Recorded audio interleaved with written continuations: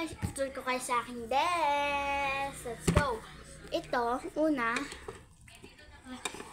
Binitex, pang pa-freebies or pang-bigay. And dito sa next, and yung pabigay ko ng thank you pag sila ay nag-order. Yun.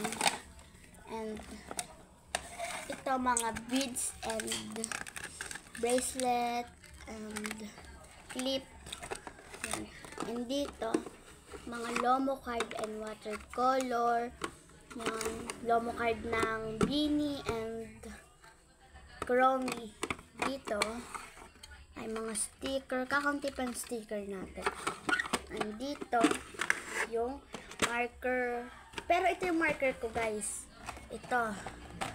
236 and ballpen na madaming kulay. Ang pabango. Binishina. Yan. Ay. And dito sa next. Dito ay yung yung design and ilalagyan na ng sticker. And dito ay yung pang DIY sticker and mga sulat-sulatan. And dito, hindi ko na ito bubuksan. Dito ay mga beads. Kakunti pa kasi laman yan.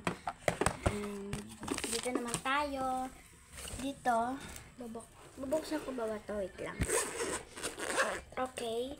Dito ay yung mga beads. Mga beads. Madami akong beads, oh. Pero, bawal natin itong buksan kasi baka malagas to. And dito, yung ganito. Basta yung mga DIY namin. And dito, glue. Kasi wala mapaglagay ng glue. And may Crayola ako, may acrylic marker. And wala lang to. Kasi yung dati kong lagay ng Lomo card.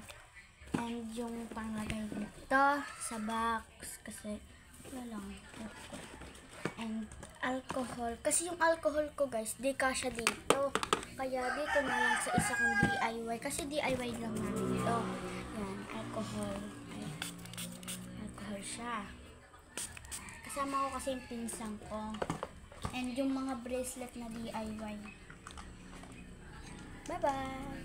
And ito sila, guys.